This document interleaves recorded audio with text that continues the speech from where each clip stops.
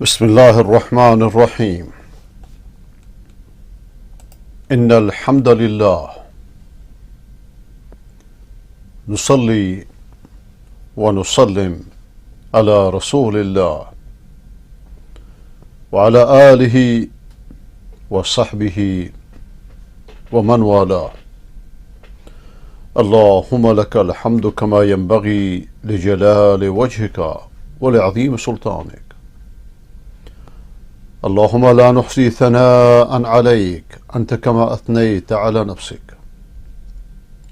اللهم صل وسلم وأنعم وبارك على سيدنا وحبيبنا ونبينا وقرة عيننا محمد وعلى أهل بيته الطيبين الطاهرين وعلى أزواجه أمهات المؤمنين وعلى أصحابه نجوم الهدى الغر الميامين أمناء دعوته وحملة رسالته وقادة ألويته ووزراء دولته وأوصياؤه في أمته رضي الله عنهم ورضوا عنه إرغاما لمن سب وشتم ورفض.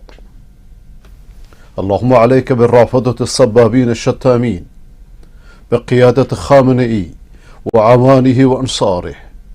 شتت شملهم، مزق جمعهم، أزل دولهم، واجعلهم أحاديث، ومزقهم شر تمزيق، وأرنا فيهم عجائب قدرتك. إنا نجعلك في نحورهم ونعوذ بك من شرورهم. اللهم يا كافي كل شيء ولا يكفي عنه شيء، اكفنا ما يهمنا من أمور الدنيا والآخرة، إنك على كل شيء قدير وبالإجابة جدير.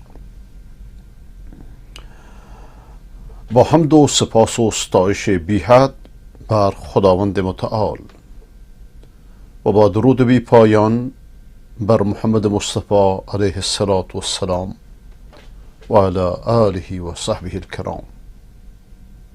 درود خدا بر او باد که با تحمل رنج‌های فراوان گنج آسمانی خداشناسی و هدف از خلقت را به ما آموخت.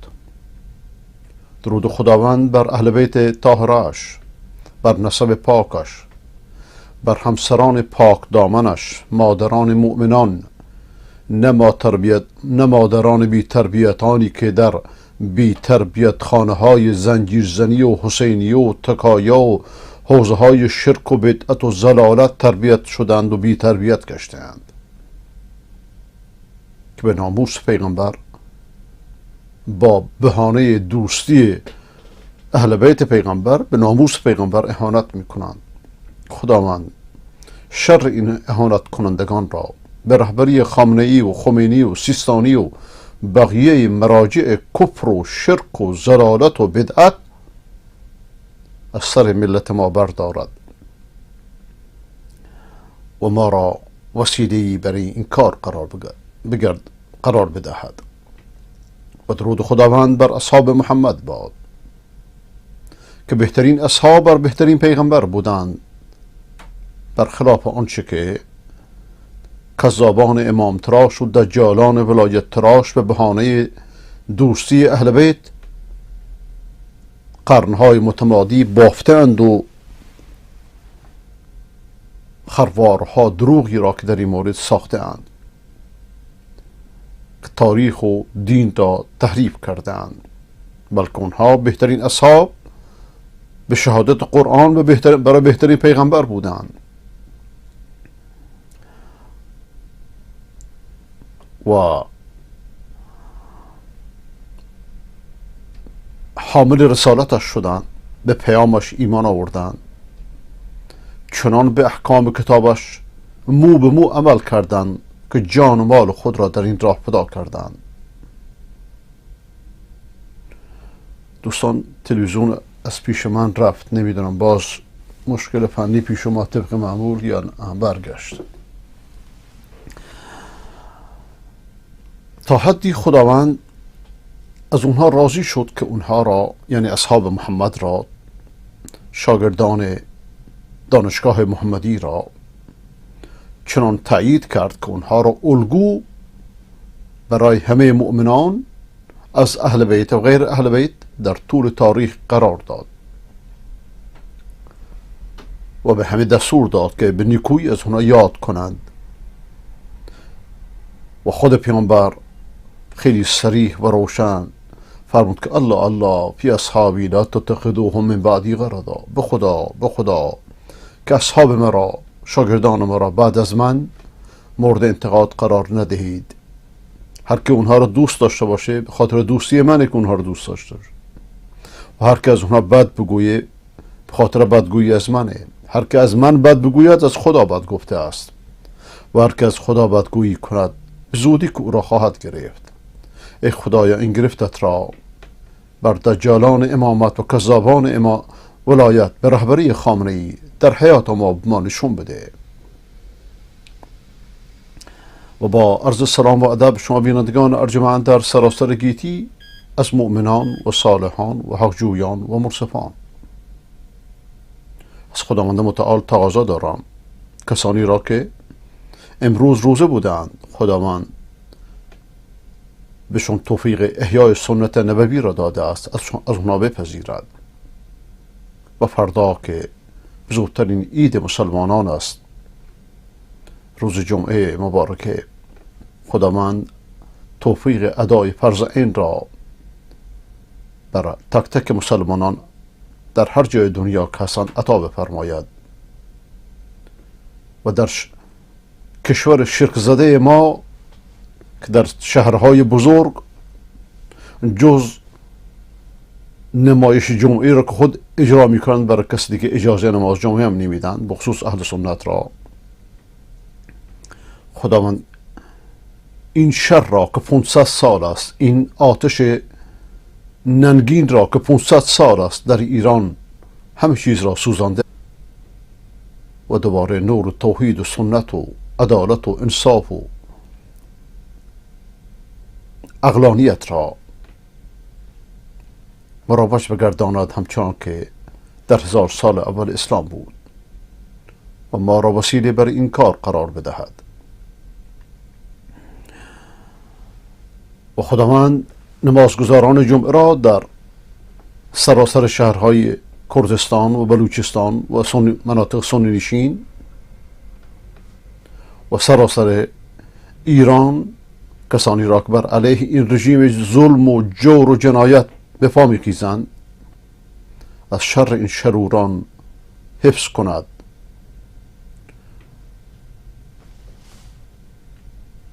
و یادتان باشد که بلوچستان تقریبا تنها شهرهای کشور است که شعارهایش با بسم الله، با الله اکبر شروع میشد، با باقی شعارهایی که باقی کشور انجام میدن. یعنی در بلوچستان این خیزش در چارچوب دینه.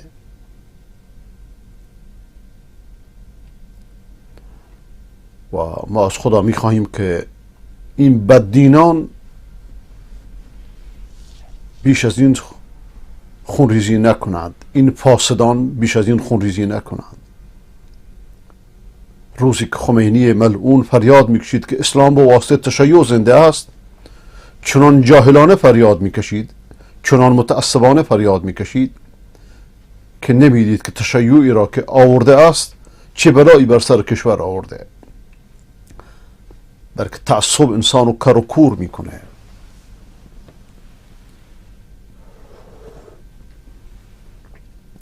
بخصوص اگر این تعصب شمشیر قدرت هم به دستش بدهند. از خداوند متعال تقاضا دارم که آنچه را که برای اصلاح این نفس گناهکار و سرکش و مصرف بر خویش قبل از دیگران، و آنچه را که برای اصلاح قلوب و افکار و رفتار و گفتار و کردار و خانواده و جامعه و اصلاح دنیا و آخرت من شما مفید است، خداوند آن را بر قلب و فکر و زبان بنده جاری نماید. و شما سروران ارجمند را و شما برادران خواهران محترم را و شما فرزندان عزیز را از کسانی قرار بدهد که سخن را به خوبی میشنوند و بهترینش را برمیگزینند. بهترین سخن خداوند است و بهترین رهنمود نبوی. در شرح سخن خداوند جل جلاله و امنواله رسیدیم به آیه شریفه 13 که جلسه دوم هست از سوره مبارکه ابراهیم. تلاوتش را بشنویم، بعد از اون ترجمه شعری و تفسیرش را. وقال الذين كفروا لرسلهم لنخرجنكم من أرضنا أو لتعودن في ملتنا فأوحى إليهم ربهم لنهلكن الظالمين. ای خدایا، شما وعده دادید که ظالمان را هلاک میکنید. این ظالم و ستمگر و خون آشام و بددین و مشرک فرعنتش منطقه را سوزانده است. او را نیز به دست ملت هلاک بگردان و عبرتی برای عبرت گیرندگان قرارش بده.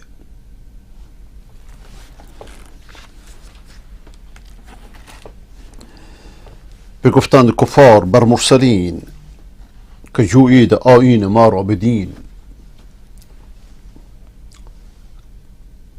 کافران، مشرکان، بددینان، طاغوت ها، فرعون ها همیشه با مرسلین، با پیامبران به خاطر توحید جنگیدند، چون شرک براشون دکان باز کرده. همچون که امروز شرک امامت، شرک ولایت، شرک ولایت فقیه، شرک مرجعیت کشور را به بحران گرفتار کرده است به خاطر دکان هایی که باز کردند.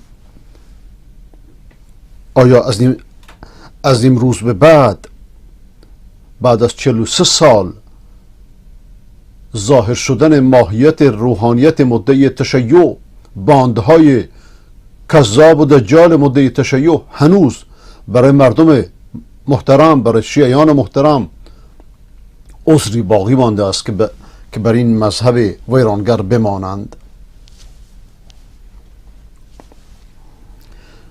بگفتند کفار بر مرسلین که جویید آیین ما را بدین.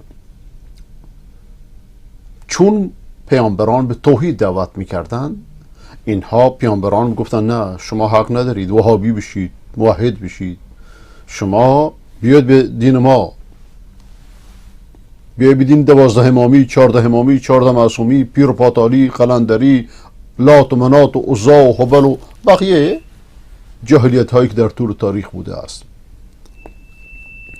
وگرنه شما را همه از این دیار برانیم بیرون و سازیم خار.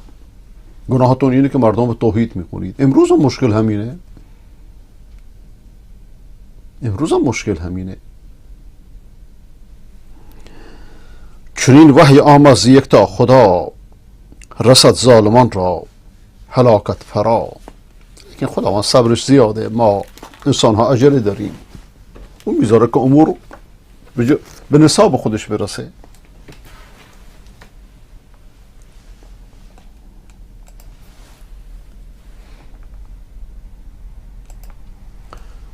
وقال الذين كفروا لرسلهم لنخرجنكم من أرضنا أو لتعودون في ملتنا. ناباوران، بددینان، بیدینان به پیامبرانشون میگفتند که یا به دین ما بازگردید یا شما را سرزمین بیرون میکنیم، از اینجا بری بیرون. عرض کردم که جنایتکاران مدعی تشیع از کافران قدیم بسیار و از کافران جدید بسیار بیرحمتر، سفاکتر، ظالمتر و درنده ترند. بلکه به کسی مجال نمیدن بره بیرون، هم یا لطفارش میکنن. تازه به امام زمانشون هم نزدیک میشن با این لطفار کردن ها. وحشیان مدعی تشیع که در عراق و در سوریه و در ایران که الان روزانه میبینیم چطوری طفل کشی میکنن، این جنایت ها رو انجام میدن که جنایتکار بزرگشون که امام کوران و کران باشه به نام امام زمان او رو راضی کنن. بزرگترین مجرم تاریخ بشریت که هرگز وجود نداشته و وجودم نداره، دروغی بیش نیست. فاوحى الیهم ربهم، پروردگارشون، پروردگار رسولان، همش حرف رسالته، از امامت دروغینی که کلیسا و کنیسه تو آتشکده جعل کردند و رافضیگری را با وسیلش به وجود آوردند خبری نیست. قرآن سراسر جنگ باش. فاوحى الیهم ربهم لنهلكن الظالمین، ما ظالمان رو هلاک میکنیم، ستمگران رو هلاک میکنیم. شاه رو هلاک کرد یا نه؟ شاه فرشته نبود، شما خبر ندارید، لیکن اینا فرشتش کردن. این پلیدانی که بعد از اون اومدن فرشتش کردن. از قذافی انتقام گرفت یا نه؟ از مبارک و لا مبارک و زین العابدین و بقیه جانیان قرن بیستم بعضی را عبرت قرار داد یا نه؟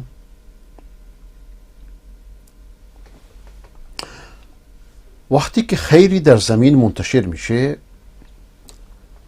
که رأس خیر توحیده، کسانی که از فساد، از رشوه، از خرافه، از بدعت سود میبرند، تجارت میکنند، خمس میگیرند، شهوترانی میکنند، صیغه میکنند، جلوی این خیر رو میگیرند. تفکر توحیدی، تفکر قرآنی دکان روحانیت فاسد و مفسد رو میبنده، دکان صوفیان دروغین و پیر و پاتالها و قلندرها رو میبنده. تفکر غیر مقلدی بهانه مقلدان و دکانداران مذهب رو میبنده. تفکر مطابق با سنت دریای شرک مدعیان تصوف و تشیع رو تخته میکنه. ولذا مفسدان وقتی خیری رو میبینن سعی میکنند که ریشه این خیر رو از همون ابتدا بخشکانند،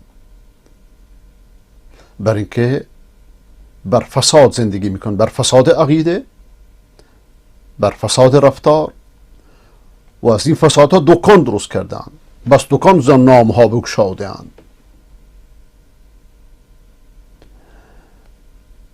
این مفسدان بزرگ، چه روحانیت دجال تحریفگر دین باشه، با شرک و بدعت و ظلم و اکاذیب خود که بر دین بسته، یا به نام مکاتب مادی باشه، فرقی نمیکنه. هرچی که مخالف حق و عدالت باشه، هرچی که مخالف وحی آسمانی باشه، بنا به درجه مخالفتش با وحی آسمانی فساد در زمین ایجاد میکنه. ولذا برای که اونا نمیخواند خیر رشد بکنه، میگند که شما یه راه حل بیشتر ندارید، یا وهابیتون ترک کنید، صابیتون ترک کنید، به پیامبران میگن به دین ما بازگردید. آیا پیامبران خدا قبل از این که کافران اونها رو مجبور به هجرت بکنند، مجبور به جلای وطن بکنند، مگه به دین کافران بودن؟ معلومه که نه. پس این سخن چطوری میفهمیم؟ اولا تعودون فی ملتنا، اینجا به معنایی که یا اینکه از ملت ما بیشید. اینجا عادت معنی اصبحه لتصیرن فی ملتنا، مثل ما بشید، مثل از فرهنگ ما عدول نکنید، مندمج بشید با ما.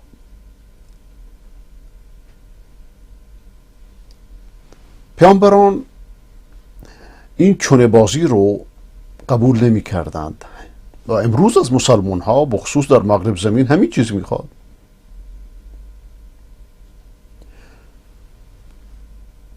دین خدا تجارت نیست، ولذا خداوند سبحانه و تعالی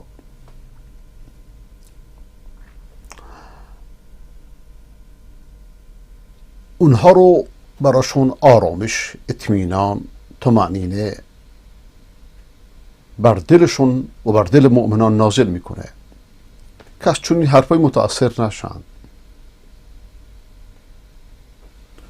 ولذا خداوند بهشون میفرماید که اوحی الیهم ربهم لنهلکن الظالمین، غصه نخورید، ما ستمگران رو هلاک میکنیم. و این قانون آسمانه که با عدالت میاد. عدالتش اینه که ظالمان هلاک بشن در این دنیا قبل از آخرت. در این دنیا بعضی رو هلاک میکنه و این موضوع ایمانی همیشگیه. ولذا وقتی که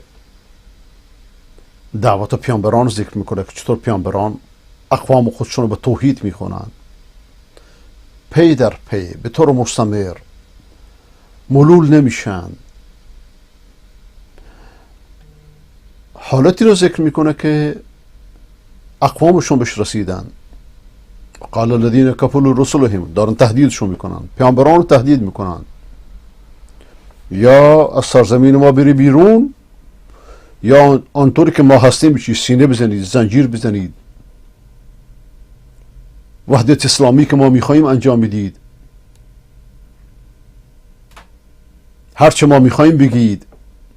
در این 43 سال همه اونایی که به این جلسات وحدت شرکت میکردن چکار کردن؟ جز اینکه لتعودون فی ملتنا شدن. و این نشون میده که باز عرض میکنم که کافران و مشرکان قدیم ظلم و جنایتشان به حد روحانیت دجال حاکم بر ایران نبوده که جز با کشتن، جز با ترور چیزی را سرش نمیشه و راضی نمیشه. ورزا قرآن به ریخترین شکلی اینها و امثال اینها رد میکنه که دیگه هیچ امیدی نداشته باشن.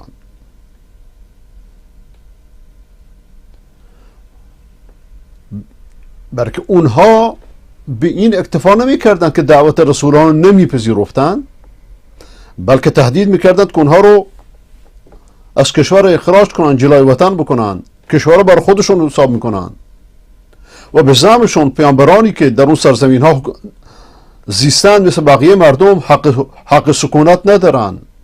این که اندر انسانی ظلم بزرگیه.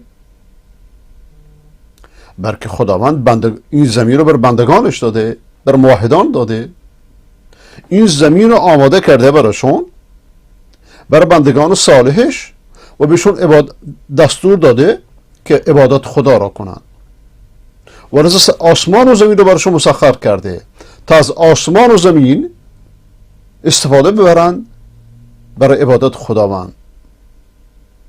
هر که به این دستور رو انجام داد، هر آنچه که در تسخیرشه از زمین و از این کائنات برای عبادت خداوند، برای توحید استفاده کرد، براش حلال زلاله. و کسی که برای کفر، برای شرک، برای انواع معاصی ازش استفاده کرد، این زمین برای اونها نیست. اگرچه خداوند گذاشته شون، لیکن حلال نیست که این کارو بکنن. پس این نشون میده که دشمنان پیامبران، مشرکان، قبرپرستان، امام تراشان، اصلا در اصل حکومتشون شرعی نیست. و کاش که این را مولایان سنی نما، مولایان وسط باز، مولوی ها و ماموستا های وسط باز که 43 سال تایید رژیم میکردند، کاش که این موضوعات رو میفهمیدند. متاسفانه این موضوعات رو نمیفهمند. چرا؟ برای که در مدارسی که درس میخونن، درس خونده اند، برنامه هاشون مال 150 سال پیشه، چطوری اینا رو بفهمند؟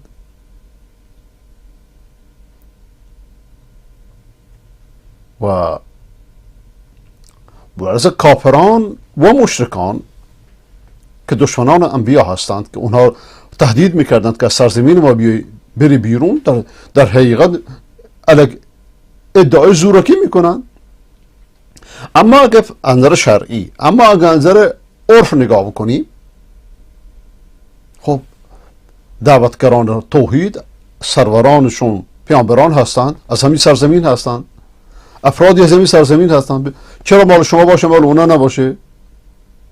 چرا آزادی سخن برای شما باشه برای اونا نباشه؟ آیا این از عدم عدالت نیست؟ این از مروت جوانمردی دور نیست؟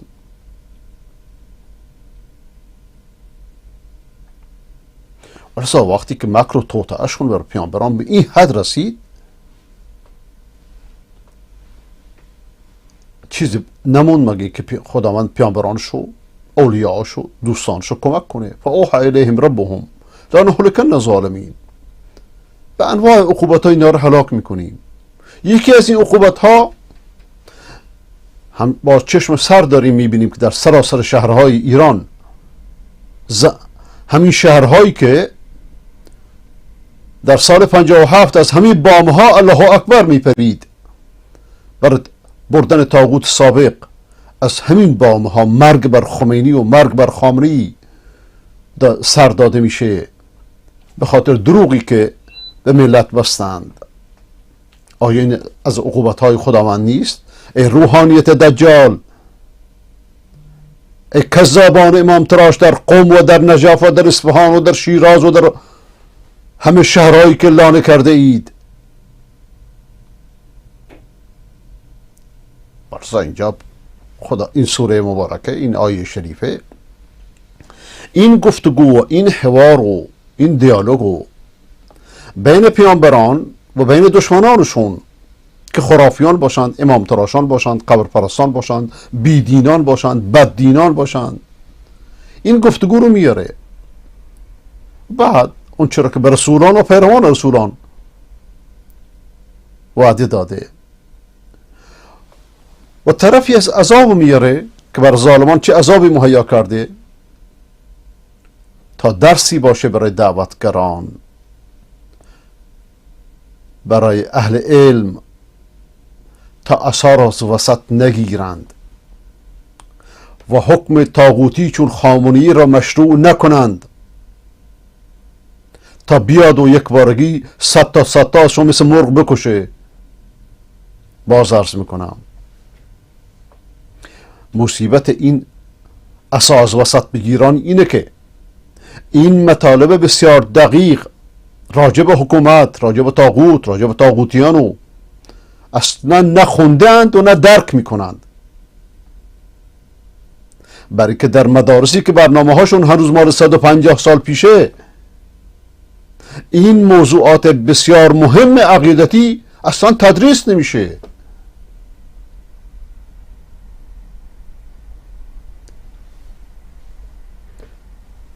ولذا نتیجه فریبکاری و جهالت و نفاق و دنیا پرستی عالمان سیاست باز، بخصوص اونهایی که به قدرت رسیدن، جز اینه که مردم بهشون مرگ بگن چه بگن.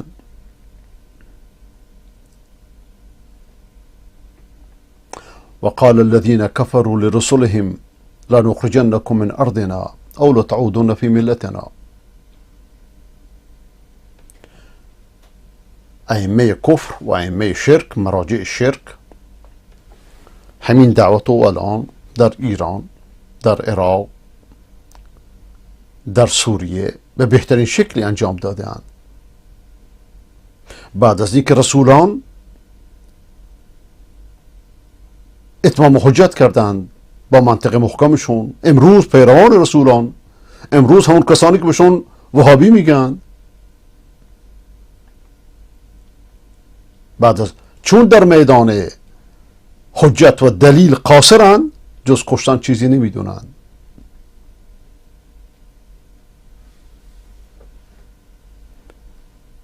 ولذا امام رازی میگه وقتی که دشمنان انبیا به منتهای سفاهت رسیدند، پیامبران گفتند که از سرزمین ما بیرون، یا اینکه به ملت ما مثل ما باشید، اون وقت خداوند به کمکشون شتافت. و انبیا او لتعودون فی ملتنا، حتی اگه اینو به معنای بازگشت ملت بگیریم، انبیا این ظاهرش اینطوری فهمیده بشه که بر ملتشون بودند و باز ترک کردند. این محاله، برای که انبیا علیهم السلام حتی قبل از نبوت از ارتکاب کبائر معصومند تا چه رسه به شرک. ولسه اینجا خطاب اگرچه ظاهرش با پیامبرانه، لیکن مقصود از اون اتباع پیامبرانه، مؤمنانن. مؤمنان قبل از اینکه ایمان بیارن به دین اقوامشون بودن، ابوبکر، عمر، عثمان، علی و همه صحابه. گویا که به این پیروان میگن که شما بر ملت ما بودی، یا اینکه به دین ما بازگردید، یا اینکه از سرزمین ما بری بیرون. لیکن ائمه شرک و کفر به پیامبران خطاب میکنه از باب تقلیب، یا اینکه نه معنی عودت رو به معنای شدن بگیریم، یا اینکه این توهم اونها اینجوری بوده. این در قرآن زیاد اومده شبیهش. و آخر دعوانا الحمد لله رب العالمین و صلی الله علی سیدنا محمد و علی آله و صحبه اجمعین. بریم سراغ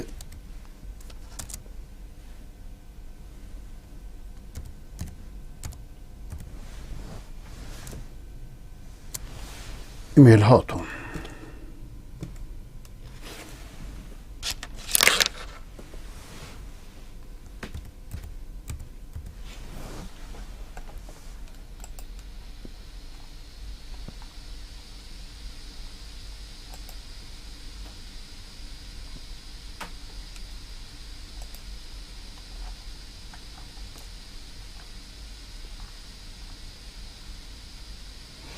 آیت الله زنجانی، آیت الله بیات زنجانی: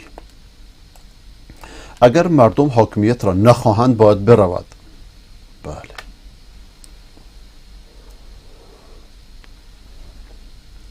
اگر مردم ما را بخواهند حکومت میکنیم، اگر نخواهند باید برویم. انتخابات همینه، شورا همینه، بیعت بر همینه.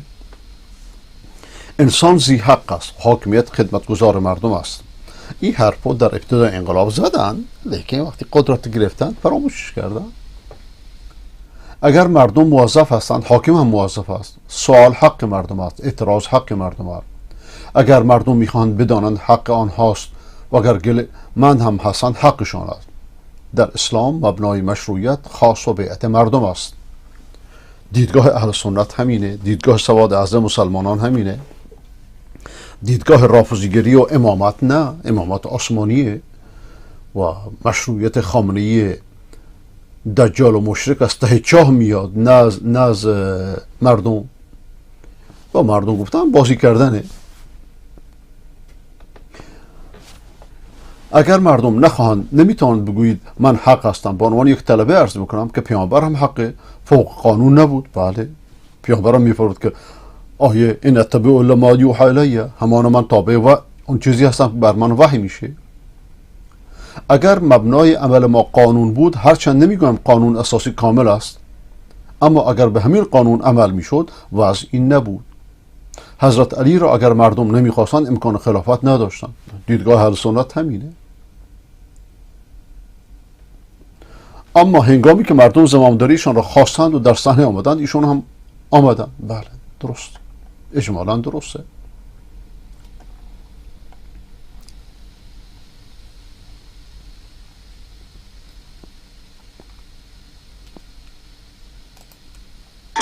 اشرار عالم، مفسدان، مستکبران، استعمارگران، اخلالگران، اشرار عالم، دشمنان، ظلم، استبداد، استکبار، اشرار عالم، مجرمین عالم، اشرار عالم، مستکبرین عالم، قدرت های استکباری، دشمنی کفار، دشمنی دشمنان، دشمن و دشمن، دشمن و دشمن، دشمن و دشمنان، دشمن و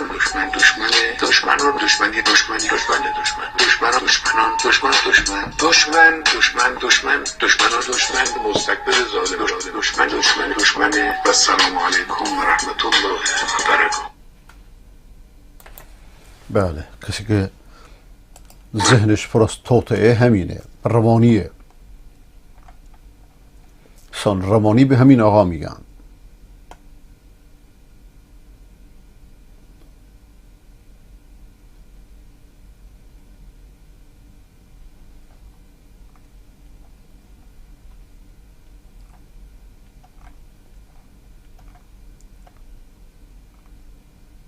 توصیه امام به جوانان جهت برداشتن عمامه و ادب دادن آخوندها. خب الان به همین عمل میکنن، به توصیه آقای خمینی هندو عمل میکنن. چه اشکال داره؟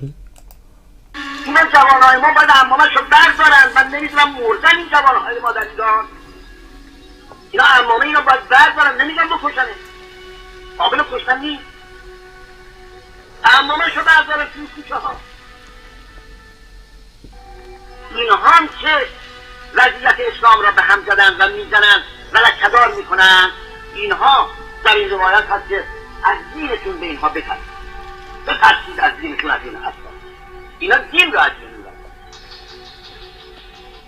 اینایی که جایز است غیبتشون در روایتی در بعضی از سالان دادن میشود که تهمت هم به اونها، این تهمتی که از گناهان کبیره است در یه همچین مواردی گاهی وقتا جایز میشه، گاهی وقتا واجب میشه که این آخوند اگر آبرو داشته باشه حافظ بشه در جمعیت.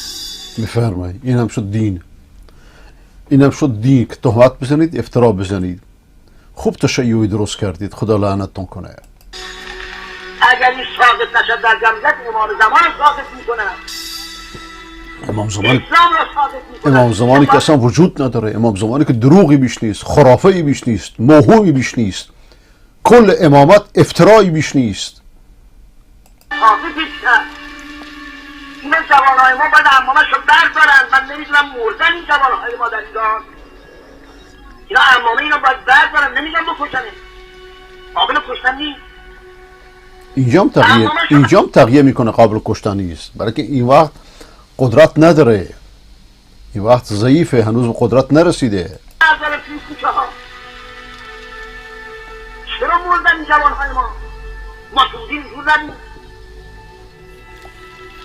امثال اینایی که به اسلام اینجور لطمه ها دارن وارد میکنن، به اسم فقهای اسلام، به اسم علمای اسلام دارن اینجور مقصد را در جوامع ما ایجاد میکنن. اینها را مردم موظفن، این جوانهای غیور ما موظفن که اینا را کتکشون لازم یه سری بزنن.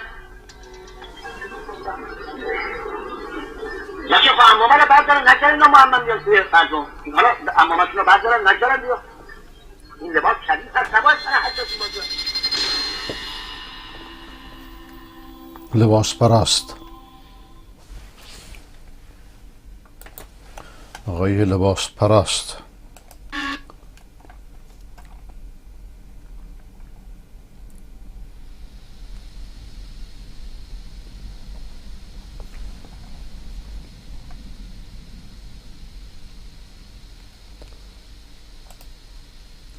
خدا نور، این رو قبلا هم گذاشتم ولی نمیدونم میاد. خدا نور جوانی که جمهوری اسلامی اون رو از داشتن شناسنامه محروم کرده بود، بعد از مرگش خار گلوی نظام شد. خدا نور به یکی از نمادهای ملی انقلاب ایران تبدیل شده و صدها نفر در نقاط مختلف جهان لحظه شکنجه اون رو به نمادی برای مبارزه با ظلم دیکتاتور ایران بدل کردن. نظام دو راه برای مقابله با مخالفانش داره: گلوله و دروغ. نیروهای امنیتی خدا نور رو با گلوله کشتن و دادستان بی‌حیای زاهدان گفت اون سارق مسلح مهاجر افغانستانی بوده و در حین سرقت کشته شده. در تیر ماه هم به دلیل سرقت مسلحانه بازداشت شد و 1 ماه بعد به قید وثیقه آزاد شده. علت شناسنامه ندادن به بسیاری از بلوچ‌ها همینه، بکشن و بگن ایرانی نبوده. خدا نور لجه‌ای،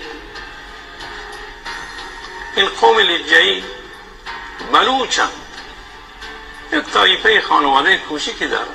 جدا از جا انداختن فرزند یک طایفه بلوچ به جای مهاجر افغان، دادستان دروغگو فراموش کرده که بر اساس قوانین قرار بازداشت سرقت مسلحانه حداقل 2 ماهه و تبدیل به وثیقه نمیشه. از طرفی در 2 ماه گذشته هیچ خبرگزاری حکومتی یا محلی خبر سرقت یا درگیری مسلحانه در زاهدان رو نداشته. ماجرای این عکس به درگیری خدانور با فرزند یک بسیجی برمیگرده. خانواده بسیجی با رشوه به مأموران آگاهی دست خدانور رو به میله پرچم جمهوری اسلامی میبندن، لیوان آبم جلوش میذارن و اون رو تشنه تا صبح شکنجه میدن. خدانور در اعتراضات 10 مهر ماه با شلیک مستقیم مأموران سرکوبگر زخمی میشه و به دلیل جلوگیری نیروهای امنیتی از رسیدگی پزشکی به اون به همراه بسیاری از زخمی‌های جمعه خونین شهید میشه. به شهر هرت خوش اومدید. هشتگ هر یه نفر کشتشه 1000 نفر پشتشه.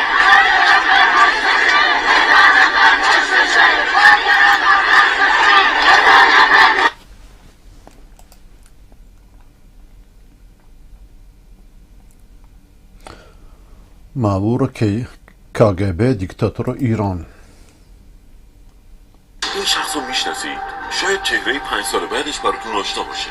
نشریه کمرسانت از معتبرترین و پرنفوذترین رسانه‌های روسیه بخشی از گذشته خامنه‌ای رو افشا کرده. علی خامنه‌ای برخلاف تبلیغات رسانه‌هاش بیشتر از نجف تو دانشگاه پاتریسلومووای روسیه تحصیل کرده. دانشگاهی که رسانه‌های ولایی اونو از زندگی سیاسی خامنه‌ای حذف کردن، چون بسیاری از رهبران مشکوک به همکاری با سرویس اطلاعاتی امنیتی شوروی کاگبه تو اون آموزش دیدن.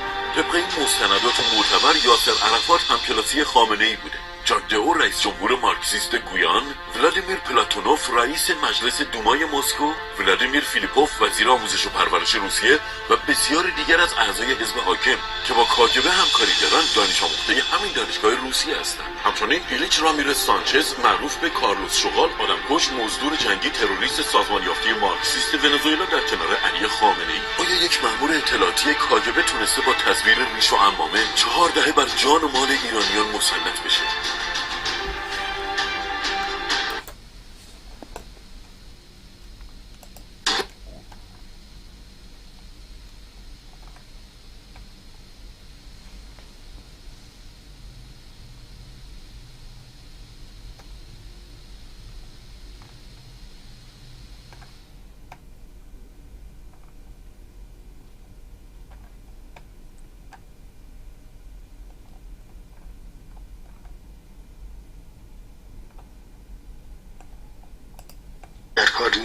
انگیزه هایی که دیکتاتوری پیش میارد این است که دیکتاتورها میبینن ملت همراهشون نیست، اعمال دیکتاتوری میکنن. وقتی که ملت جدا باشد از دولت و دولت هم بخواد از ملت استفاده کند و بدوشه ملت را، دیکتاتوری پیش میاد. اون روزی که شما احساس کردید که میخواید فشار به مردم بیارید، بدونید که دیکتاتور دارید میشید.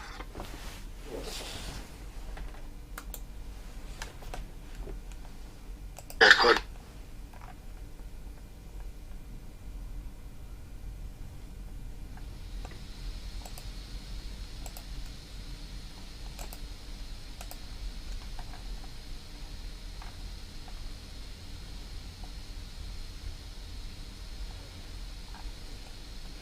وصیت خامنه‌ای رو ببین چطوری عملی میشه.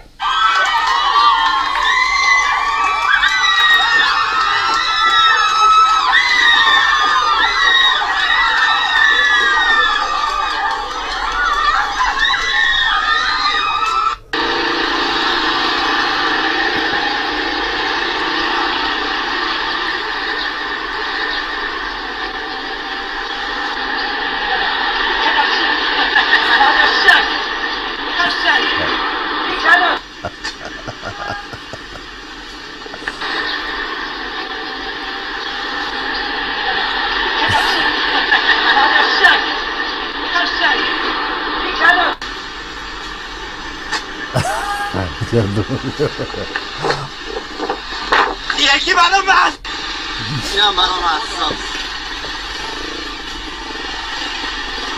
جاشین جان نمیدن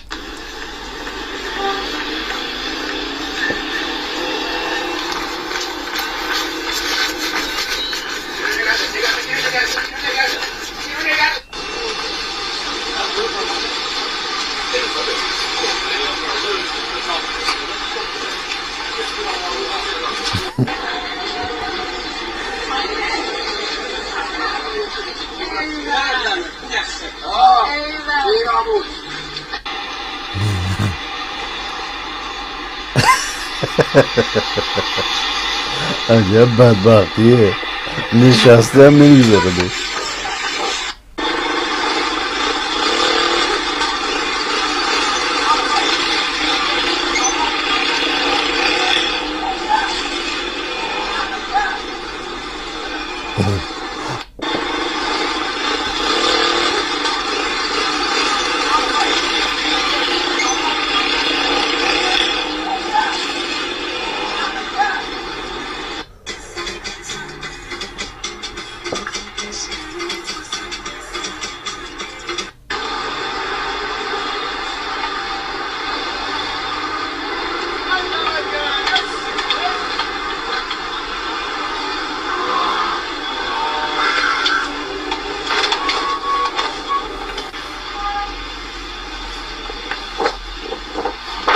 یکی برام بس اینم برام حساس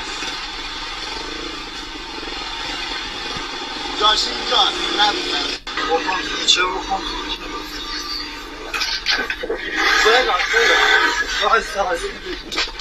برو منم نیکا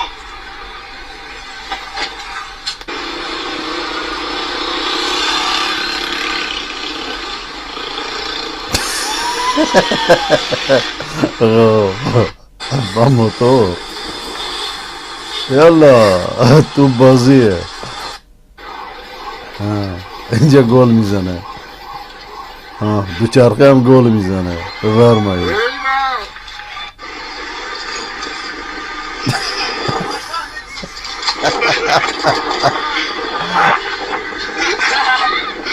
الان بهشون هفتیر میدن.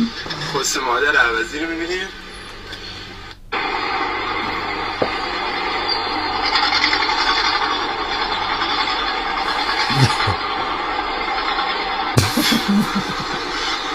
ماشاءالله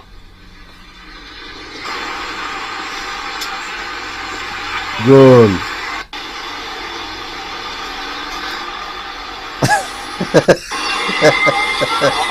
عجب بدبختیه. 43 سال نگذشت وصیت خمینی عمل شد.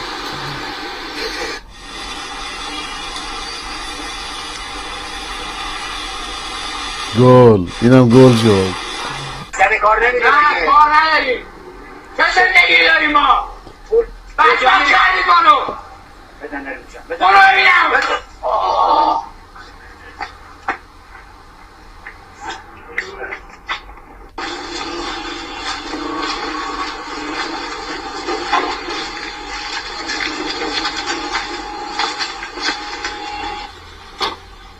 الان گل میزنه.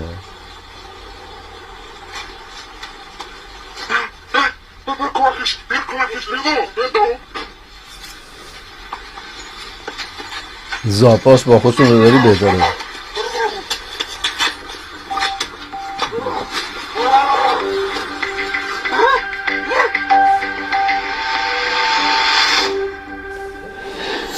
نه خوبه. امام های زاپاس با خودتون ببرن بهتره.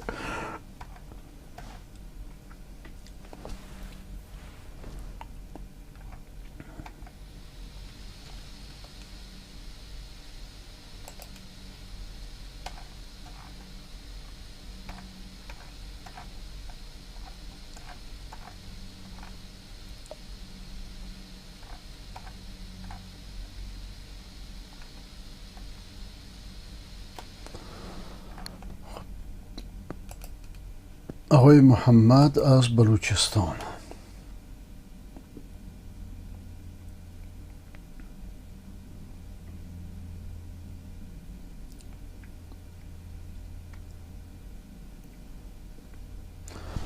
یادم است که شما خیلی وقت پیش گفتید که من خواب سرنگونی رژیم دیدم. آیا با این اعتراضات رژیم تغییر میکنه؟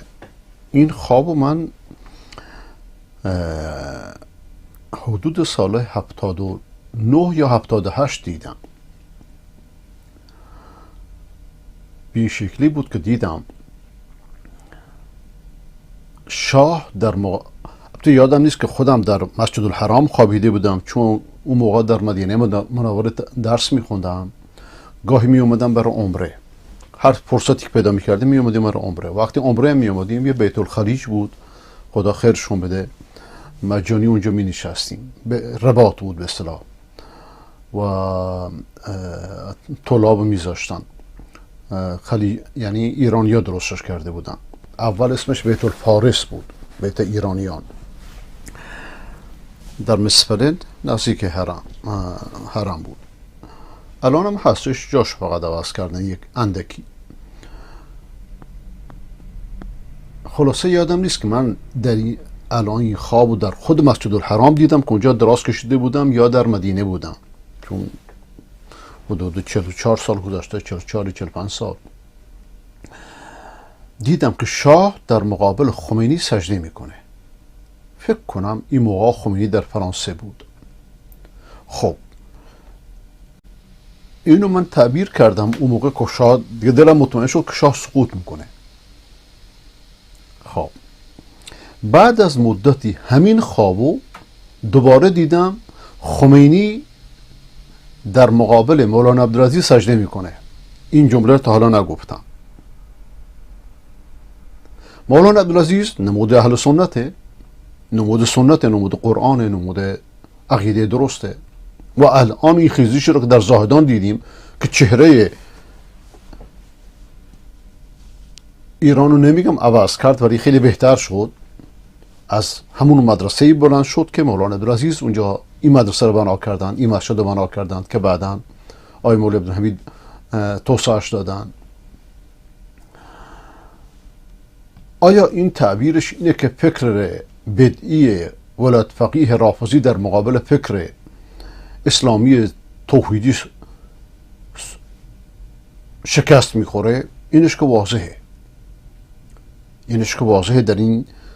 در این 30 سال مناظره ها و گفتگوها به عربی و فارسی بنده تجربهش کردم. اما نمود این تغییر کی خواهد بود خدا داند. و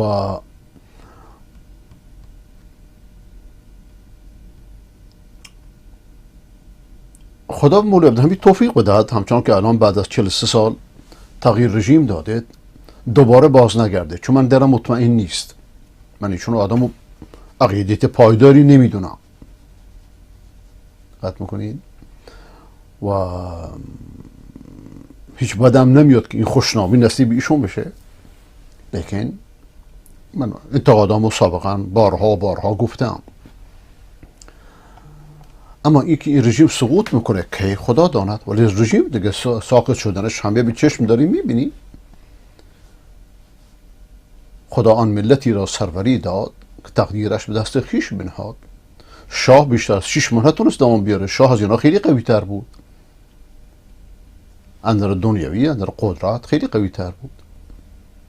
الان هم این رسانه های مزدور و غیر مزدور که در بیرون هستن،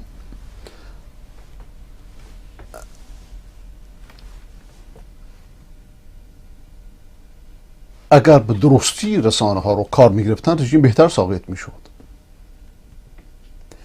چرا مردم اهواز هنوز وارد میدان نشدن؟ بعضی از مردم هنوز دو دلن. بلکه بعضی ها فکر میکنن ملت ایران مسلمانه، بعضی ها فکر میکنن که اینا ضد حجابن، اینا ضد دینن. این چهره رو دادن خیلی به ضرره، خیلی به ضرره. دقت میکنید؟ ولذا بنده میگم الان در این مرحله که ما از بدتر به بد داریم میریم. نمیدونم به خاطر این جمله یا به خاطر دستور مافوق همه رسانه های جمعی، چه ایران اینترنشنال، چه کلمه اینترنشنال که از قدیم، چه بقیه همه منو بایکوت کردن، بنده رو. لیکن رژیم شلاک سقوط میکنه.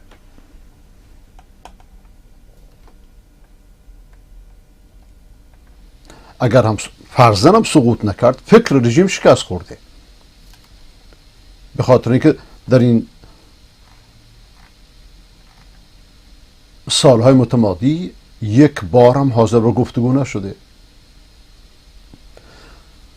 بیانیه شورای علمای سروان بزرگ، سنت آنلاین. شورای عالی علمای سروان بزرگ طی بیانیه ضمن تاکید بر وفاداری به عهدی که با حضرت شیخ حسین محمدی بستند به برخی از تهمت‌ها پاسخ دادند و واقعیت را روشن ساختند. من دوست داشتم که از سراوان حتی غیر مقلدان هم چنین همبستگی را اعلام می‌کردند بهتر بود. اگرچه بر غیر مقلدان چه مولوی عبدالحمید، چه مولوی عبدالرحمن، چه بقیه بعضی از علما جفا کرده اند، دقت میکنید، و این جفا شامل این شد که مولانا عبدالملک از زاهدان بره. بنده چه عذابها از دست اینا دیدم، از دست گفتم اینا رو توضیح دادن لزومی نداره. ولی الان که مولوی عبدالحمید موضعش رو اندکی عوض کرده، اندکی مخالف نیست، برای که هنوز ایشون با اسلحه دولت داره میچرخه، هنوز ایشون با بسیجی های دولت در اطرافشه. اجازه بدین بهتون نشون بدم و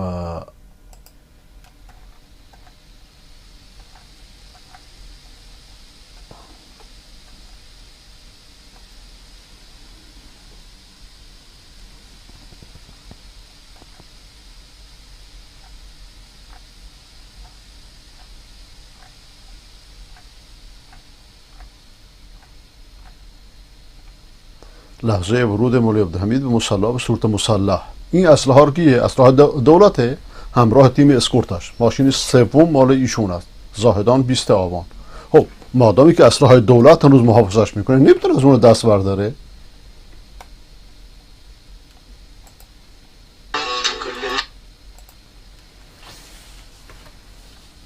بسیجایی که اطرافشن بسیجای دولتن.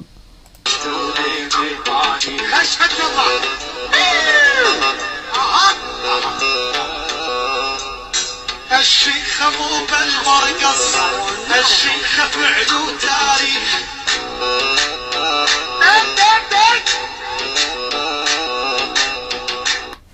خب و این روش قطعا روش مولانا عبدالعزیز نیست. این تشفش ها و این تشریفات ابدا روش مولانا عبدالعزیز نیست و نبوده.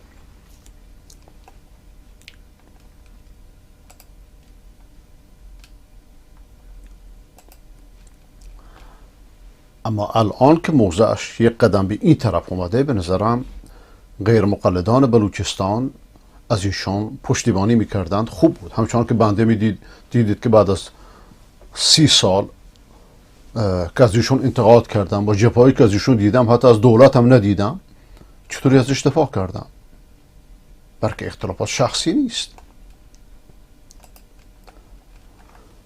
خب بیانیه سراوان رو بخونیم. برخی از علما و ریش سفیدان سروان بزرگ از جمله مولانا ساداتی، امام جمعه مدیر دارالعلوم شهر سروان و شورای عالی علمای سروان بزرگ به رسم مهمان نوازی از هیئت اعزامی بالاترین مقام نظام پذیرایی نبودند. نباید این کار رو میکردن، اشتباه کردن. البته مولوی ساداتی خیلی با رژیم نزدیکه، همون اشتباهات مولوی عبدالحمید رو تکرار کرده به امیدن که آمران و عاملان فتنه‌های خونین زاهدان خاش قصاص شوند و تبعیض‌ها و رفع و عدالت و نه، این استقبال‌ها بسیار اشتباهه. شما باید یک موضع می‌گرفتید، همچنان که وقتی در همه جلسات دولت شرکت می‌کردید یک موضع گرفتید. وقتی شماها رو می‌فرستادن بیرون برای تبلیغ وحدت اسلامی مزعوم و وارد ترویج اکاذیب رژیم یک موضع می‌داشتید. البته مولوی حمید رو بیرون نفرستادن، بقیه رو میگم. اینجا هم عقل و هم مردانگی تقاضای این میکرد که یک موضع میگرفتیم. مولوی پیش استقبال نکرد، شما استقبال نمیکردیم. یک بار بگوی نه، با نگفتنه که انسان محترم میشه، نباید برای قربان گفتن. اما متاسفانه جریان ها و افرادی به ظاهر دوست اما در واقع دشمنان بلوچ اهل سنت پس از جلسه در زیر تصویر که از جلسه پخش شد نوشتن مولوی ساداتی علما و سران طایف سروان خود را از جریان‌های فتنه‌گر در استان سیستان بلوچستان جدا کرده و در راستای حل مورد حاشیه با هیئت اعزامی همراه همگام شد. خب شما این را نمیشناسید؟ 40 سال با اینا نشست برخاست میکنید، نمیدونید که اینا منافقن، اینا فرزندان ابن سبا هستن، اینا نمیدونید تا اگر بعد از 43 سال ندونید که دیگه کی خواهید دونست. انظر علمای سروان، طوایف، جوانان، عموم و مردم سروان بزرگ فتنه‌گران همانهایی هستند که خون نمازگزاران بیگناه ریختند و سپس آنان را به تجدید طلبی متهم کردند و نیز مقدسات اهل سنت توهین را می‌دارند.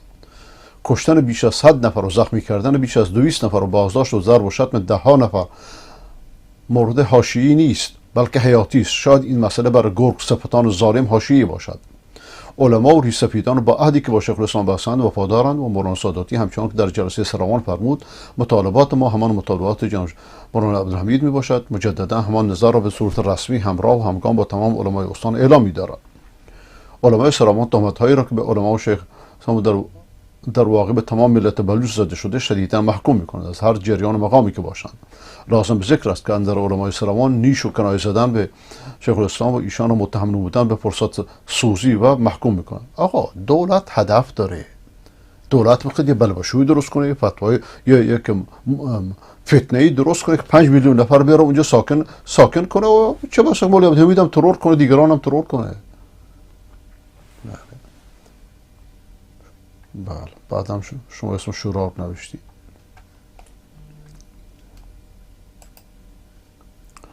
آقای شاهوزه‌ای، مردم مظلوم ایران 4 تا کارگر گرفتن خودشون رو به آتش زدن.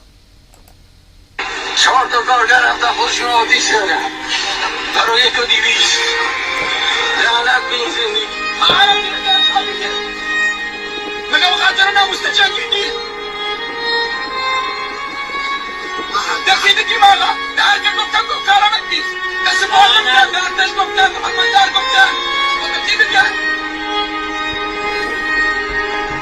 آقا آدرس بدید منو هر جا خودم رو بکشم. در چیز نگم صبر انقلابی این مردم رو دیدید بترسید از روزی که قهر انقلابی اونها رو ببینید. کودکان سرزمین من دیگه رویا هم ندارن. خداوندی خدا قسم بانوی عفیفه بی‌وزنی عفیفه من خدمت آقای دکترم گفتم که شرافت انسانی ایشون از من و آقای اردکانیان و رئیس جمهور خیلی بالاتر بود. حاضر به همخوابگی با یک مردی میشه جهت تامین آب فرزندانش بعداً خودکشی میکنه. ملت شریف ایران کو ملت؟ چی از ملت مونده؟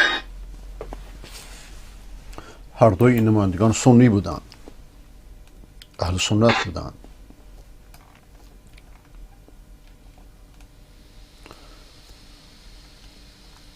آقای شاهوزه‌ای کلیپایی که میفرستید توضیح بده که چی هست قبل از اینکه قلقم میشن. کجایی ارتش؟ چرا به داد ما نمیرسی؟ پیام یک دختر کرد. ما از مرگ نمیترسیم برادرم، اگه میترسیدیم نمیآمدیم وسط خیابان. ما از بی کسی میترسیم، از تنهایی میترسیم، از اینکه بخوریم زمینی اجنبی ها دست بزنن به دختر و زن ایرانی. ارتش کجایی؟ چرا بلند نمیشی؟ چرا به داد ارتشو اخته کردند آقا خانوم. ما نمیرسیم. تو سلاح داری، تو آموزش نظامی دیدی. او بچه 16-17 ساله هیچی از جنگ نمیدانه، فقط آزادیشو میخواد، برای آزادی داره تلاش میکنه، فقط داره میاد وسط آزادی را فریاد میزنه. اما ارتش تو دیدی، تو مسئولی در مقابل مردم سرزمینت.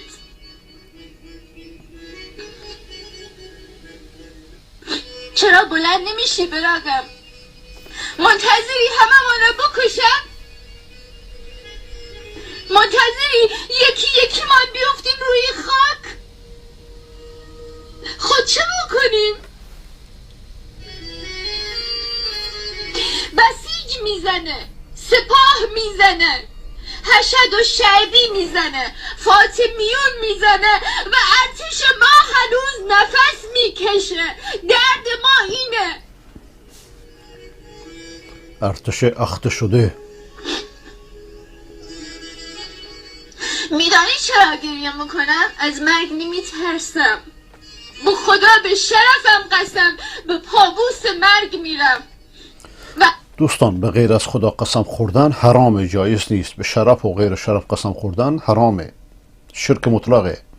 وقتی قراره در ذلت زندگی بکنم نمیخوام، این زندگی نمیخوام.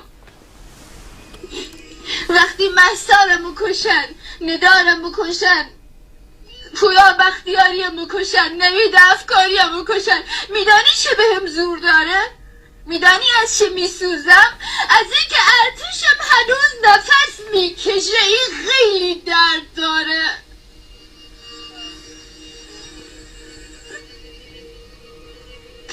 تو سلاح داری، تو قدرت داری ارتش، تو خیلی قدرت داری، تو کم نیستی. مردم دست خالی رو میبینی؟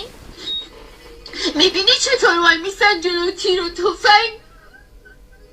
خب مال داباد، خانه داباد، کجایی برایم؟ از صبح از ایران 20 تا برام پیام آمده، هی میگن بانو شیوا چه بکنیم؟ دستمان خالی، دشمن داره میزنتمان، چه بکنیم؟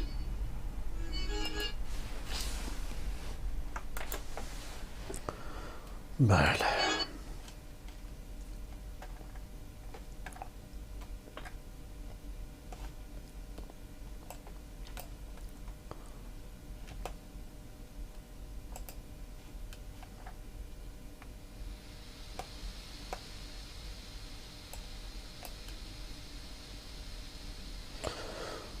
وقتی که آقای عبدالله موحد از تاجیکستان، وقتی که جبرئیل پیامبر صلی الله علیه و آله 10 تا معراج رفته، نخیر 1 معراج رفته، 10 تا نرفته، 1 بار رفته. وقتی جبرئیل بار اول به پیامبر تماس گرفت، آیا کتابی دستخطی نشون داد؟ پیامبر گفت اقرا. نه، پیامبر که کتاب نمیخوند، چطوری بهش کتاب نشون بدی؟ میگه اقرا، بخون، بگو. الان من به شما میگم بخوان، یعنی چی؟ یعنی بخوان دیگه. اقرا، میگم فاتحه رو بخون، شما فاتحه رو میخونید. مثلا آیا 2 تا میت رو در یک قبر میشه دفن کرد؟ نه، مگر در حالت ضرورت اون دست جمعی میشه، لیکن در حالت عادی نه. اگر مسلمانی شهید شد، غسلش دادن. هر شهیدی بدون غسل نمیشه. شهید در میدان جنگ بله، غسلش دادن، خلاف سنته اون موقع. بعد از ظهور دجال و قتل از جانب عیسی علیه السلام قیامت برپا میشه یا هنوز نه؟ نه، بعد از مدتی مهدی که پیامبر فرموده، نه امام زمان دروغینی که شیعه دجالان مدعی تشیع درست کردن، حکومت میکنه. بعد از اون آفتاب از مغرب طلوع میکنه و آخرین علامت ها، و وقتی قیامت میشه شرار الناس، شرار خلق روی زمینند. تا زمانی که یک شهادتگو در روی زمین باشه قیامت پا نمیشه. کسی در دعا بگوید یا الله قیامت را زودتر بپا کن، اشکال 100 تا اشکال داره، چطور اشکال نداره؟ زودتر بپاش کن.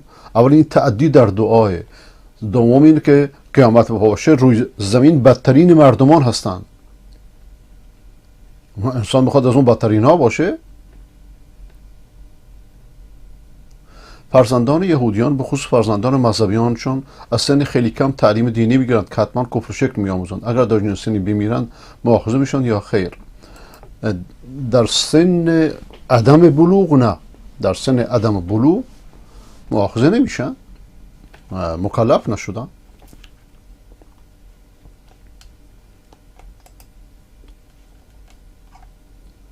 آیا دکتر، یکی از دوستانم وقتی ازدواج کرده اون رو طلسم کردن، هر کاری که قصد داره انجام بده راجع به تجارت اصلا انجام نمیشه، یا طرف کلاهبردار بده و پولشو برنده. اول ازدواج چندین بار شیطان رو دیده و خیلی اذیت شده، ولی الان 7 سال میشه که هر کاری انجام میده نمیشه و زندگیش هم بد شده و همیشه سوره بقره داخل خونه گذاشته. داخل خونه گذاشته نباید بخونه و تمامی کاری که در اسلام گفتن بر رفت درست انجام میشه انجام داده، ولی الان قصد دارن که برن پیش جادوگر. نه، پیش جادوگر رفتن کفر و شرکه. یا فردی که با جنها میتونه ارتباط بگیره، اگر با جنها از راه قرآن اگر جنی داره از بدنش بیرون کنه اشکال نداره، بقیه کفر و شرکا جایز نیست.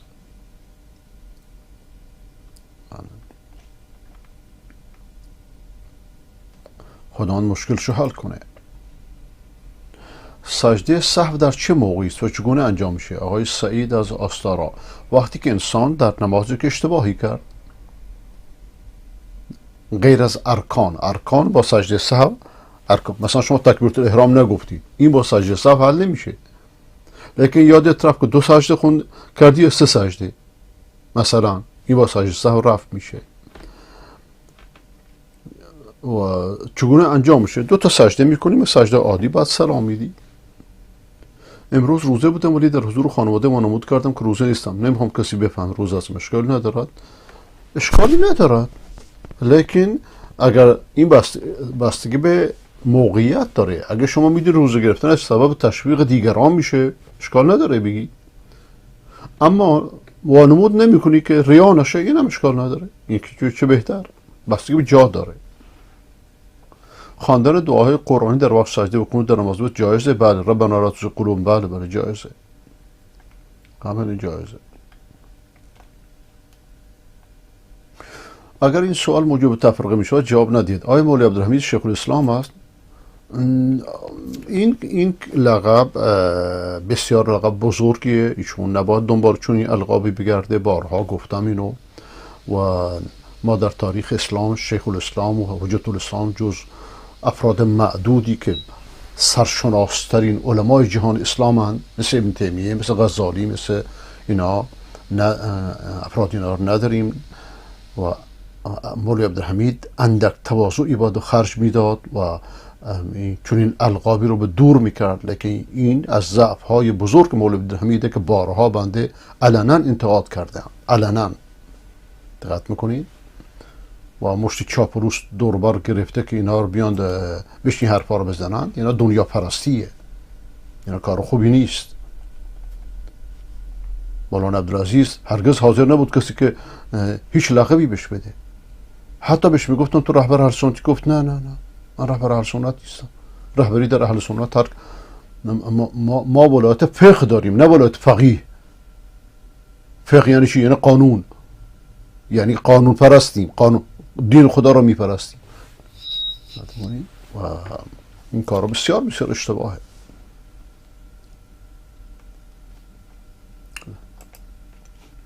آقای نارویی: سلام علیکم. السلام ورحمت الله، از دعا خیرتون خیلی متشکرم. واقعا کل دین شیعه و شیعه های وابسته به نظام خون اهل سنت را حلال میدونن. تشیع، آقا تشیع، سیستانی ملعون خدا لعنتش کند، میگفت که انفسنا یعنی اهل سنت، از این طرف فتوا کشتنشون میداد. در یکی که در این تلویزیون کلمه اینترنشنال چیز داره، برنامه داره، خودش اون موقع تلویزیونی داشت، از شاه اللهیاه. بعد یک جلسه اون رو دعوت کردم، من از سیستانی انتقاد کردم. اینایی که لایکن در تلویزیون های سنی سوء استفاده میکنن. حالا سنی که چه عرض کنم، الان کلمه اصلا از همه چی فاصله گرفته، سیاسی شده، اینترنشنال شده. چهره مذهبی ایران اینترنشنال و افغانستان اینترنشناله. اکثر برنامه هاش بر علیه رژیم خوبه، یعنی در برنامه ها اشکالی نمیبینم. لیکن تلویزیون اسلامی باید اسلامی بمونه، انسان فرصت طلب نباشه. و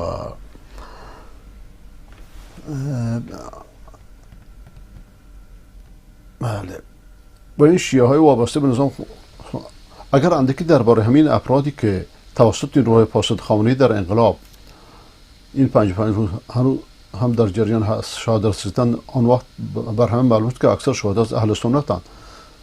آقا تا قبل از حادثه زاهدان تعداد کشته ها در سراسر کشور چند نفری بیشتر نبود.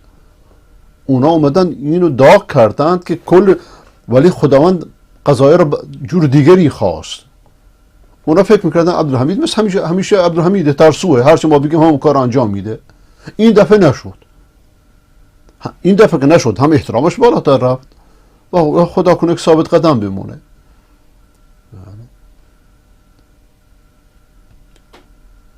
یعنی از همون اول این اعتراضات با شهادت مهسا امینی شروع شد.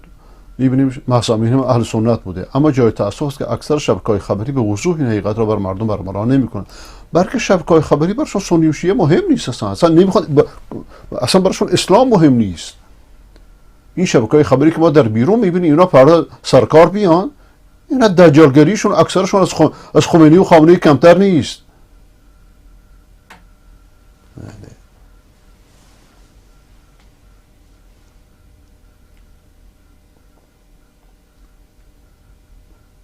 بنده کی اینقدر با این رژیم مخالفت کرده که بنده کردم؟ همینه که الان در شبکه اینترنشنال یا در جای دیگه اینا رو من قبلا خواستم چه عرض کنم، مثل بید میلرزیدن. من 2 نفر رو میگم البته، فقط نه بقیه رو.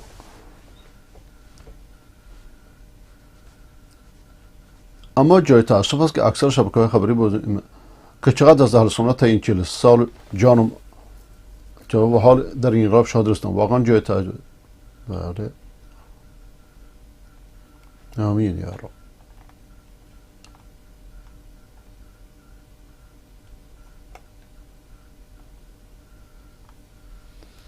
رصد بلوچستان، بریم از آخر.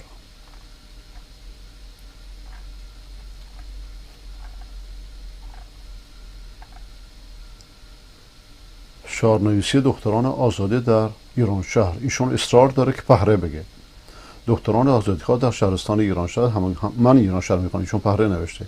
همگام با اعتصابات و اعتراضات سراسری در بلوچستان جغرافی ایران بر علیه جمهوری اسلامی شعارنویسی کردند. این شیر دختران بلوچ بر دیوار خیابان‌های طالقانی و مالکی که از مهمترین خیابان‌های این شهر هستند، شعارهایی همچون زن زندگی آزادی، خدا نور لجعی و جامعه خونین زاهدان را نوشتند.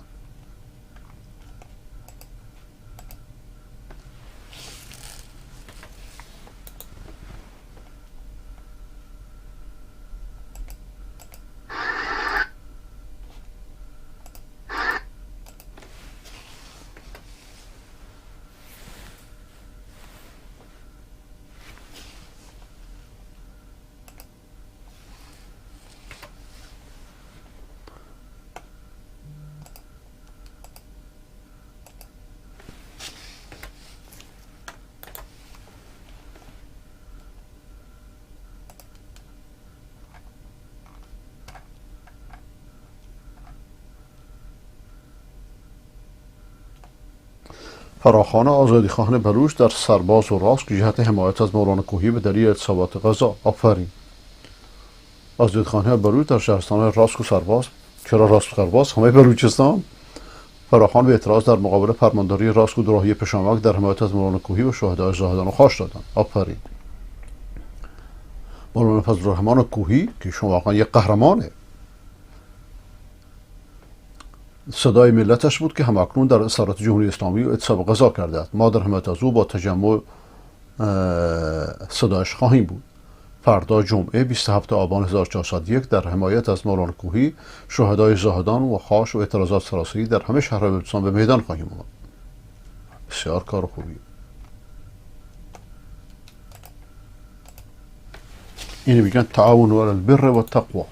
تعاون بر بر و تقوا همینه.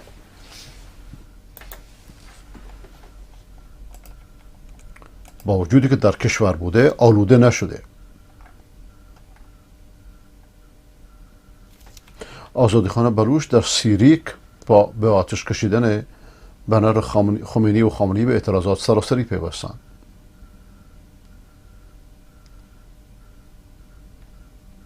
همکنون از گوش بله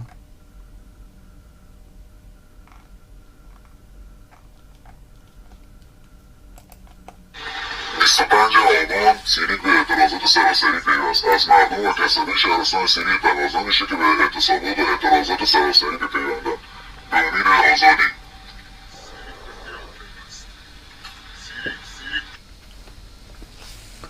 که بیاد که خانه خامنه‌ای همینجوری سوخته بشه. 25 آبان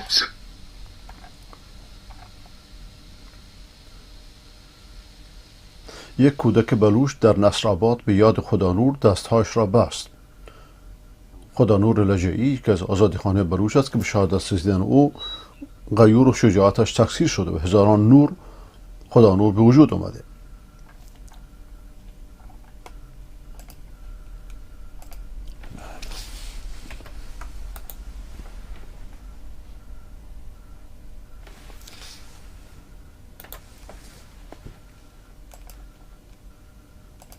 این ظلم ولایت مداران زابلی در سیستان و بلوچستان همراه به ولی فقیه شیطانشونه که بلوچ‌ها را بدبخت کرده.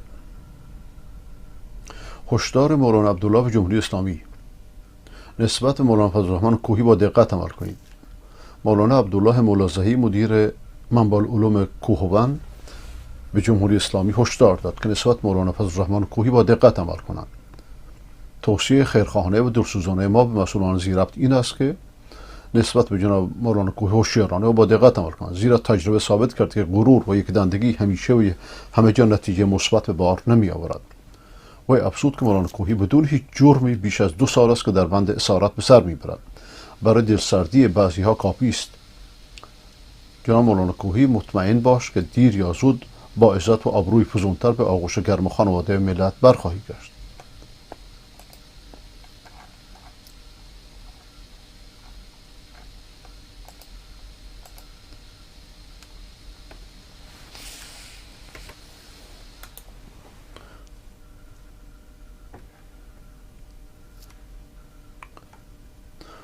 آیا ایشون مولانا عبدالله فرزند مولانا محمد عمره؟ خدا رحمتش کنه یا نه؟ چون چهرهش مقدار شبیه.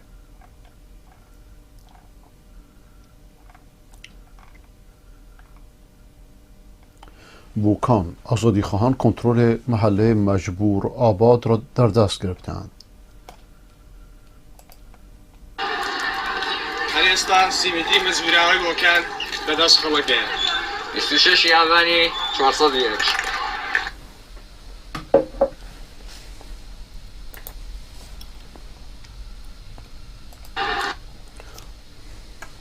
این اخبار خوب در ایران اینترنشنال و کارمه اینترنشنال به تفصیل میاد، در بی بی سی و در همه جا به تفصیل میاد، ولی من زیاد روش دقیق نیستم بهتره.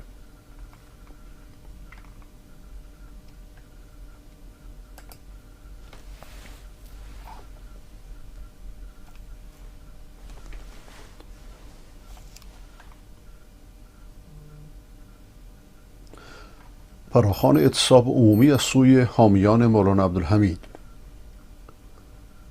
جوانان حامی مولوی عبدالحمید در زاهدان و خاش برای اعتصاب عمومی در 28 آبان ماه فراخوان دادند. متن فراخوان: اطلاعیه به نام خداوند در همکوبنده ستمگران به اطلاع مردم غیور متدین و یار و یاور حضرت مولانا عبدالحمید میرساند نزدیک به 50 روز است که از قتل عام مردم مظلوم و بیگناه زاهدان در جمعه خونین میگذرد و پس از آن رقم خوردن جمعه خونین خاش، ولی حاکمیت سرمست از غرور است و به جای مجازات و قصاص آمران و قاتلان به تهدید و ارعاب و اتهام‌زنی و توهین به رهبر عزیزمان روی آورده است. همه این موارد به فرماندهی و طراحی آقای محامی که یکی از طراحان جمعه های خونین زاهدان و خاش است انجام میگیرد.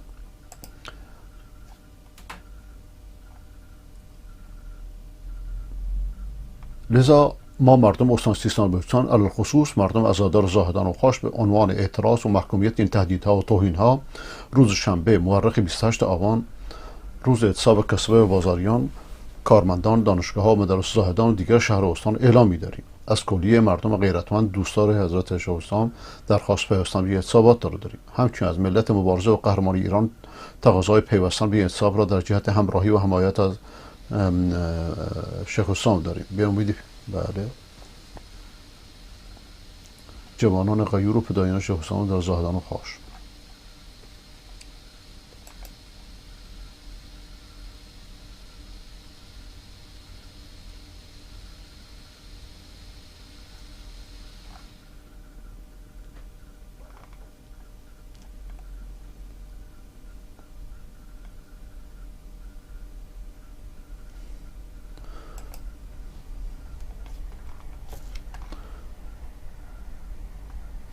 آقای جهان پرور: خامنه‌ای موضع بگیرید، مهرهای نظام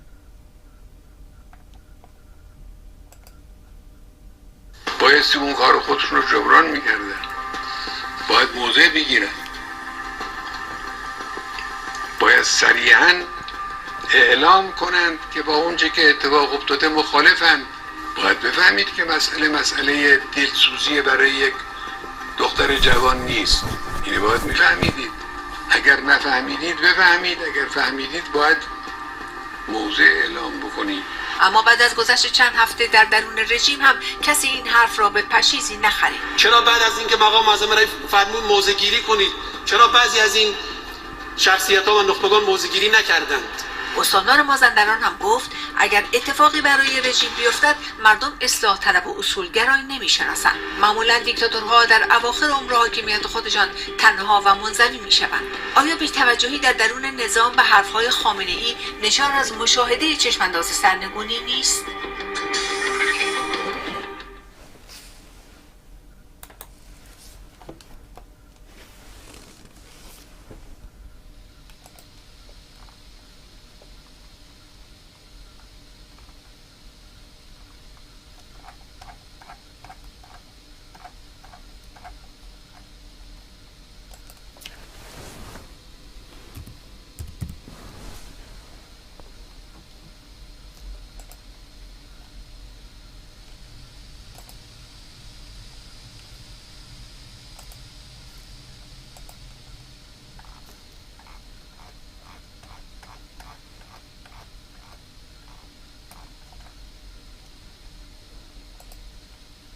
امامه‌های در حال پرواز نه تنها یک حرکت مؤثر انقلابی بلکه امامه‌های در حال پرواز نه تنها یک حرکت مؤثر انقلابی بلکه نشون از اوج فهم سیاسی ایرانیانه. سرانه بودجه تولید هر امامه به سر 40 میلیون تومان تصویب شده، یعنی 5 برابر سرانه بودجه دانش آموزان کشور. 700 میلیارد تومان بودجه شیعه پروری جامعه المصطفی برای گذاشتن امامه بر سر فقرای آفریقایی و پاکستانی و افغان هم به این فاکتور اضافه کنید. حالا چند نفر از این امامه به سران خمس بگیر حتی یک بار صف دیکتاتور امامه به سر رو ترک کردن و تو صف مردمی قرار گرفتن که از جیب اونا ارتزاق میکنن؟ کدوم مرجع تقلید از کشتار 1500 نفر در آبان دم زده؟ کدوم آخوند از شکنجه و اعدام و جنایت حاکمان امامه به سر ایران انتقاد کرده؟ اگه یک روز پاکبان‌های شهرداری نباشن شهر رو کثافت برمی‌داره، اما اگه تمام این کثافت‌های امامه به سر نابود بشن چه اتفاقی میفته؟ هیچی. پس بزن که جای امامه‌های فساد تو زباله هست و جای صاحبانشون بالای تیر چراغ برق. هشتگ بزن. گل پراکنیه، گل میزنه.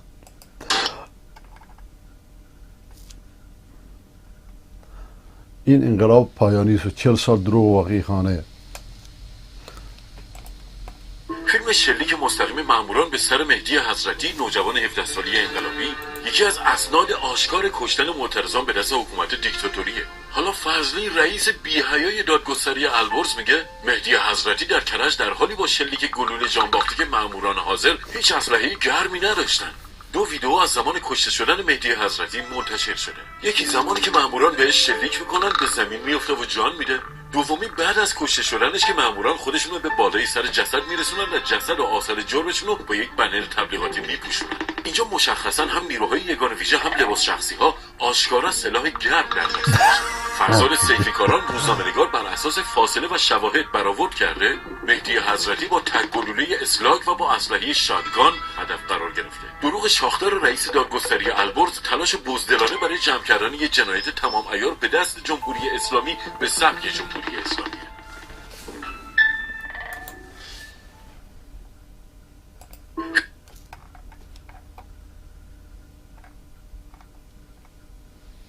خدا نور و ولایت تاریک.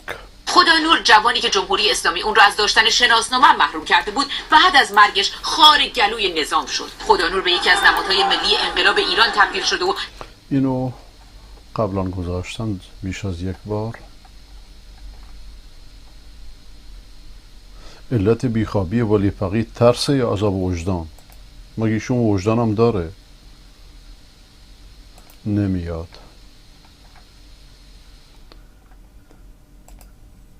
رژیم گذشته تمام قدرت‌های کشور در یک جا جمع شده بود. قوه مقننه حرف مفتی بیش نبود. مجلس شورای ملی دوران رژیم هیچ کاری نمی‌کرد.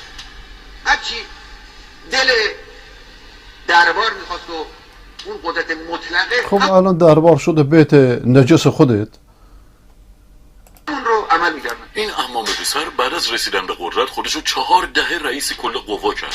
رئیس قوه قضاییه رو شخصا نصب کرد. قوه مقننه تک حزبیش مفت نمیارزید و حتی صدای نمایندگان ولایی در صورت انتقاد قطع میشد.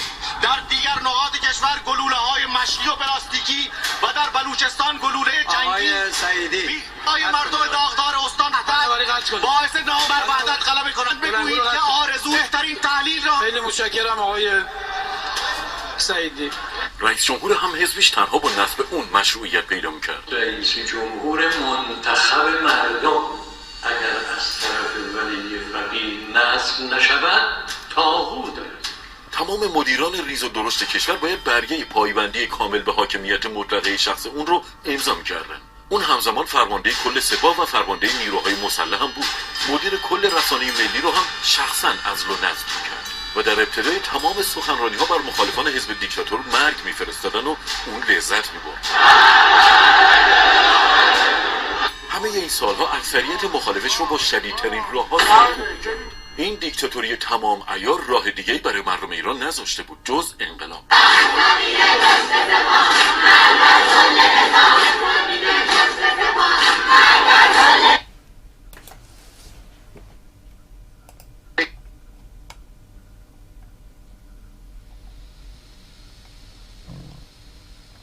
مرگ بر کل نظام. چرخه خشونت اسم رمز نظام برای سرکوبه. خبرگزاری‌های حکومتی با پیوست عکس‌های مأموران زخمی چرخه خشونت رو به گردن معترضان میندازن و تحلیلگران ولاییشون خواستار پایان مماشات میشن. حالا چرخه خشونت از کجا آغاز شد؟ در 2 دهه اخیر ما ایرانی‌ها راه‌های مختلف اعتراضات رو تجربه کردیم، از چسب زدن به دهنمون و راهپیمایی سکوت تا پارک کردن اعتراضی ماشین تو خیابون و گل دادن به سرکوبگران. شعارها هم به همینجا ختم می‌شد. این اعتراضات مسالمت‌آمیز ما با وحشیانه ترین روش‌های سرکوب روبرو شده. از کوی دانشگاه تا انقلاب 1401 23 سال پاسخ حکومت به صبر ملت چیزی جز سرب داغ و شکنجه و اعدام نبود. شما گل دستای ما رو تغییر دادین به کوکتل مولوتوف. شما رأی منکور رو تغییر دادین به امسال میگه کشته سپاه.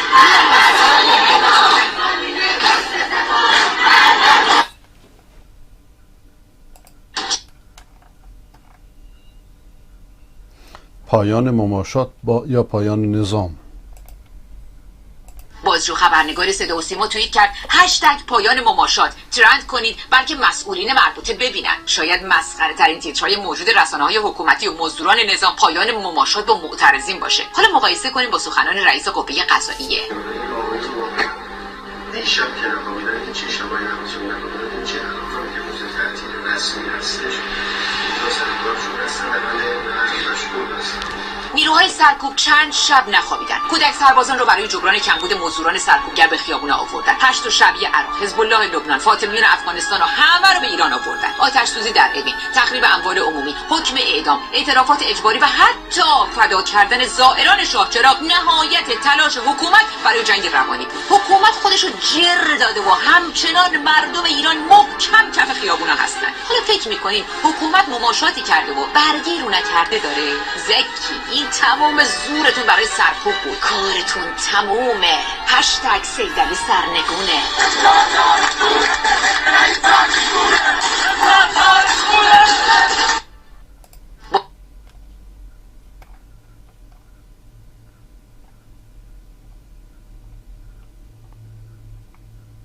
شاکیان سرکوبگر.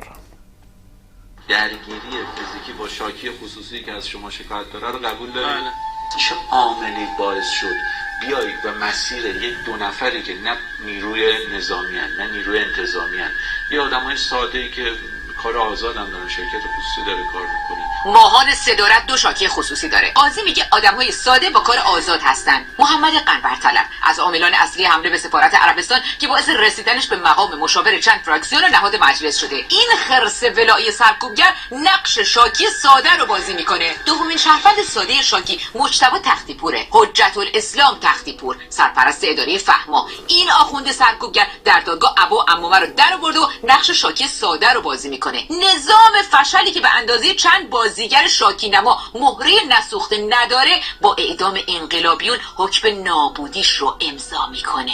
هشتگ چهلم ها در راهن.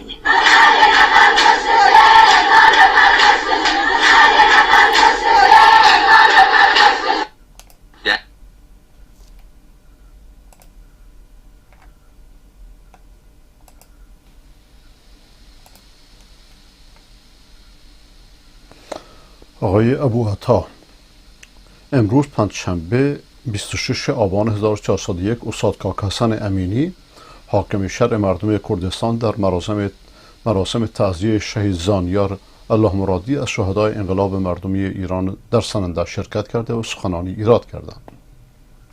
ایشان خطاب به سران و مسئولان حکومت اظهار داشتند طی 2 ماه گذشته در تمام کشور و در خصوص در کردستان کمتر روزی بوده که به عزا و ماتم عزیزان شهیدمان ننشسته باشیم. دلسوزان مردم همیشه این سوال را تکرار کردند که چرا این حوادث رخ می‌دهد و جوانان مردم کشته می‌شوند؟ چرا باید مردمی که مسلح نیستند کشته شوند؟ حکومت ادعای اسلامیت دارد. در کجا اسلام اومده که باید مردم مطالبه‌گر به جرم بیان و مطالباتشان کشته شوند؟ در اسلام خمینی؟ در اسلام ولایی؟ آیا مسئولان حکومت خود را در جایگاه خدا می‌بینند؟ بله، 100% خمینی میگه به قول آقای سروش که ولی فقیه قدرت خدا رو داره. قدرت کفر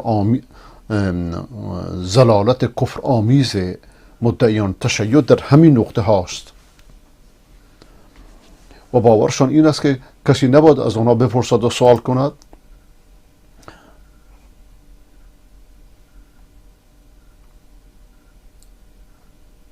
مردم سوال و مطالبه دارند. مردم ایران از همه حقوق انسانی محروم هستند. چرا کی بهشون گفته شیعه بشن؟ وقتی شیعه شدن باید مطیع ولی فقیه باشن. تمام شد. مصیبت در مذهب، در افراد نیست. جوانان کار و شغل و مسکن ندارند، آزادی در جامعه ندارند. مردم میخوان علت مشکلات، دردها و رنجها رو بدونن. علتش همین مذهب ویرانگری است که مسیحیان صلیبیان نستوری با پشتیبانی شاه اسماعیل صفوی مادر مسیحی بر ایران مسلط کرد. آقای رهبر، شما که رهبر در و دیوار نیستی، شما مدعی رهبری ملت هستی، چرا جواب ملت را نمیدید؟ چرا در 2 ماه گذشته مسئولان چیزی نگفتند؟ آیا کار و کور و لال شدید که صدای مردم را نمیشنوید و این همه نوشته و بیانیه اعتراضی مردم را نمیبینید؟ آیا لال شدید و زبان صحبت کردن ندارید؟ آیا کار و کور و لال هستید دیگر شایسته رهبری و مدیریت سخن اینجوری باید باشه. با گله کردن کاری درست نمیشه. چرا برای منافع خودتان گوش دارید و میشنوید، میخوانید و حرف میزنید؟ قرآن کریم ظالمان را به عذاب سخت دنیوی و اخروی تهدید میکند. مگر سرانجام صدام را ندید که از سوراخی در زیر زمین بیرونش آوردن؟ این دروغه. این دروغ امریکا درست کرده. خود صدام میگه من داشتم نماز مغرب میخوندم. صدام به کسی که اینجوری میمیره شما باورتون میشه که شون تو سوراخ برده باشه؟ این دروغای امریکاست. مگر سرانجام قذافی را ندید که چگونه برای جانش التماس میکرد؟ خطاب من به مسئولان رده بالای حکومت است. آنهایی که این عوامل سرکوبگر دستور کشتن و سرکوب میدهند هرچند همه گناهکار هستند، اما قضیه مسئولان و دستور دهندگان متفاوت است. آنها خود را در جایگاه خدا نشونده و جواب مطالبات مردم را نمیدهند. چرا به مردم نمیگویید در ما شما حق داشتن آسایش و کار و زندگی و آزادی را ندارید و تنها به دلیل این مطالبات ناحق شما را قتل عام میکنیم؟ چرا از تاریخ گذشته و حال درس نمیگیرید؟ بسیاری از شما به خدا باور و اعتقادی ندارید، اما بدونید خداوند خلف وعده نمی کند. نه، چه بسا که اعتقاد داشته باشند لیکن منهج فاسده، اعتقاد فاسده. اونا خودشون نماینده خدا، درست مثل کاتولیکی که در اروپا بود، اعمار خودشون رو شرع میدونند. بله.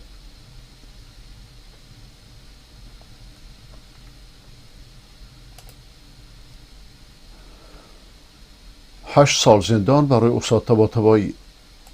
بله، برای یک مفسر قرآن 8 سال زندان. انشاءالله که به زندان نخواهد رفت و خدا این رژیم را از بین ببرد. ایشون در زمان شاه هم زندانی بود، مثل آیت الله برقی.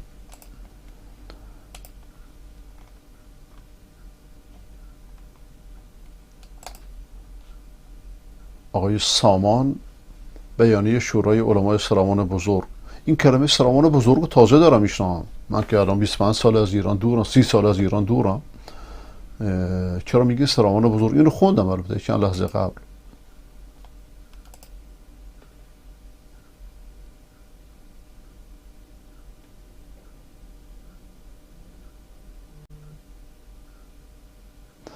آقای دکتر به من نوشتن سلام آقای دکتر، لطفا مولانای ما را با کسای دیگر مقایسه نکنید، چون تو ایران چه آخوندهای شیعه که دین ندارن و بعضی از آخوندهای سنی هم قاطی اونها شدن. مگه ایشون قاطی نبوده؟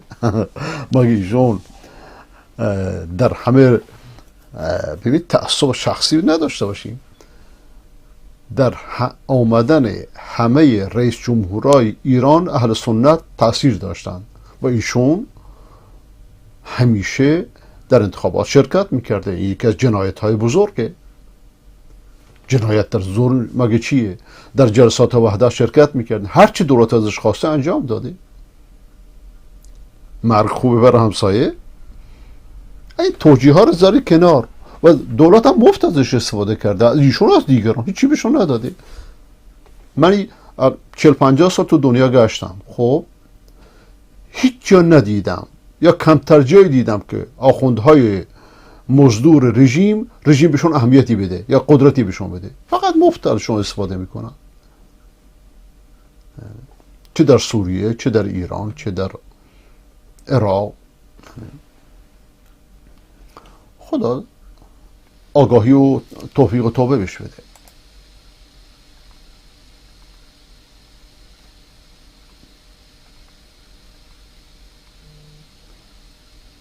خب دوستان، همه شما را به خدای بزرگ میسپارم. آقای ابو عامر، شما یه ویدیو فرستادید، اینو قبلا گذاشتم این ویدیو رو، ولی مختصره فکر کنم.